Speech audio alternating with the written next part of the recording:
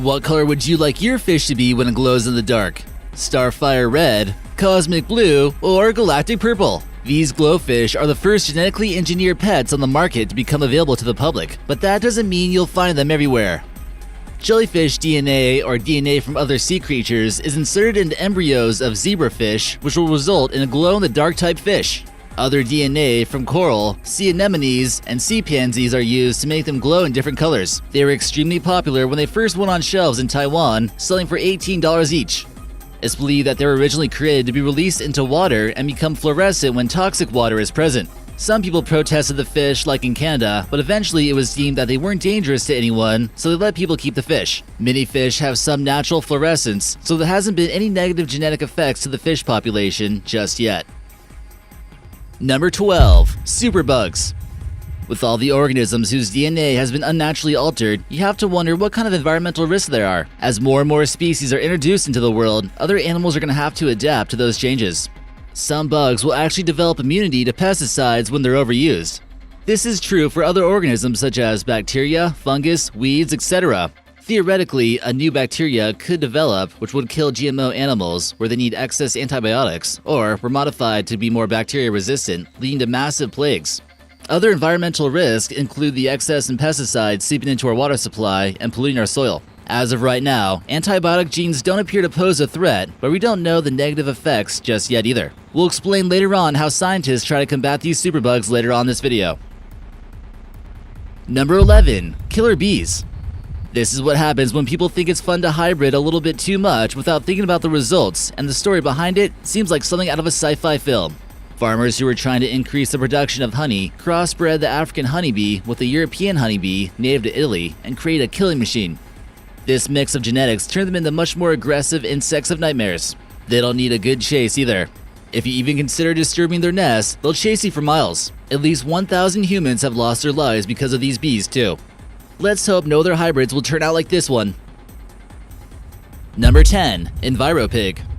A genetically modified pig known as the EnviroPig, or the Frankenswine by many protesters, contains DNA of mice and also the genes of E. coli bacteria. This was used to help the pigs consume much higher amounts of phosphorus more efficiently, which is found in genetically modified soy, which also has its own complications. For normal pigs, they would eat soy that contained phosphorus, which would come out in manure and then pose environmental problems. The pigs were later euthanized when Canada decided to pull funding on the GE experiment. Why can't they just genetically modify the pig to have the best bacon, or find something better to feed them? Number 9. Super cows.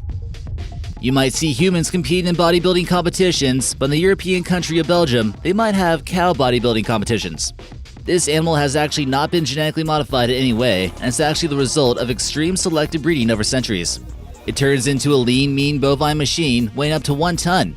You might think the cow is on growth hormones or something. This is due to what many are calling double muscle. That doesn't mean they have 2 of every muscle. There's a mutated DNA cell that reduces or eliminates the activity of the myostatin protein. This is the protein that basically limits the production of muscle fibers.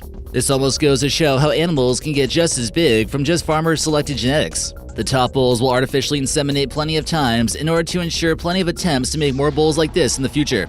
It's unclear exactly what happens for female cows with these genetics, but they don't come out quite as ripped. The bulls weigh too much to mate with a regular cow that you see on the farm, and special precautions are made. The bulls are shaved on a regular basis also, so the farmers can see more muscle definition. Number 8. Sterile pink bollworm moths.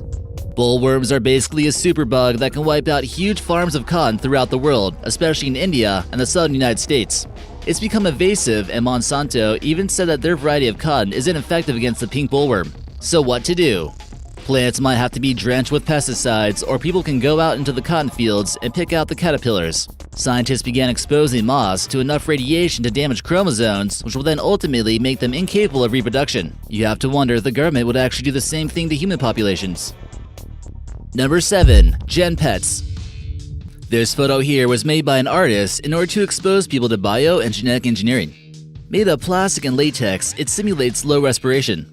This isn't too far from the truth, however, and some genetically modified animals might shock you. This photo here shows a featherless chicken created in Israel.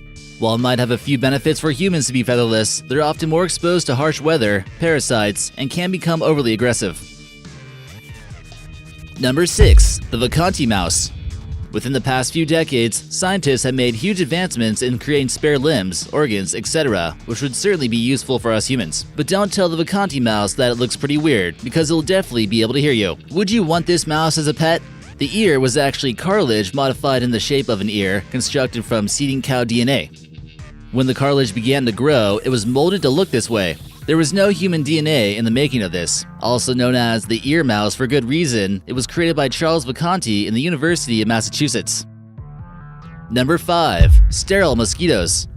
In an effort to reduce the mosquito population in California, scientists engineered a new kind of mosquito and released 20 million of them into the wild. Seems counterproductive, right? Well, au contraire. The mosquitoes that are let out into the wild are the harmless male variety who don't suck our blood. Their job is to get the female mosquitoes pregnant to spread their germs, which results in a sterile offspring. Mosquitoes have been wreaking all kinds of havoc on humans, causing who knows how many kinds of diseases. So it's just a matter of time before they got what was coming to them. The males are infected with Wolbachia, which is a bacterium that's naturally found in many different kinds of insects, but relatively unknown to the A. aegypti mosquito. This is the kind of mosquito that's responsible for spreading the West Nile virus and other diseases. Number 4. Pentagon cyborg beetle. It really sounds like something straight out of a horror film. Is there anything worse than being spied on by the government and creepy insects? The government most likely suspects that you won't go and investigate this one too closely. This is modeled after a rhinoceros beetle and controlled by radio command. With a series of 6 electrodes, this rhino bug comes to life, and successful experiments have been conducted. Until the day comes when there's more cyborg beetles than real beetles, small radio-controlled UAVs could be used to find victims in natural disasters or in collapsed buildings, but in this case, probably used to spy on you. Number 3. Bomb-sniffing clones. If you got yourself a good bomb-sniffing dog, then you got yourself an extremely valuable commodity that many governments will like to have. There's often bomb-sniffing dogs in high-profile places such as the Pentagon and airports, so people around the world are trying to find a way to get more of them. It's believed that only 10 to 30% of bomb-sniffing dogs will succeed after being trained on how to sniff out some dangerous devices. One particular dog from Canada who showed quite a bit of success was cloned in South Korea. The demand for police and military dogs is on the rise, and a good clone can go for about $100,000 each. It turned out to be a huge success too. Number 2. Robotic catfish. Have you ever wondered who that hot girl on the internet you were talking to was? Well, here's your answer, a robotic catfish. Instead of putting their animals on cameras, more recent gadgets actually disguise their gadgets as animals in order to avoid detection. This unbelievable catfish seems stranger than fiction, but was actually dreamt up by the CIA in the 1970s. This is what's known as a UUV, or unmanned underwater vehicle. It definitely has more spy equipment than any catfish you've ever met in your life. It contains not only cameras, but pressure holes, ballistics, communications, and even a propulsion system in the tail. You better hope this member of the CIA doesn't swim up to your party boat anytime soon. And number 1, but what hybrid would you like to see be created? Let us know in the comments section and maybe we'll feature you in an upcoming video. And number 1, see-through frogs. Pollution can cause some really messed up things, especially when it lives near a chemical plant. 60 mutant frogs were recently discovered in 2016 near a town in central Russia. The frogs have completely transparent skin and allows you to see their internal organs and even their heart beating.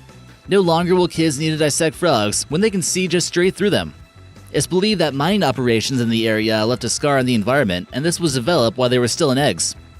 Scientists wanted to recreate the transparent frogs using genetics this time though.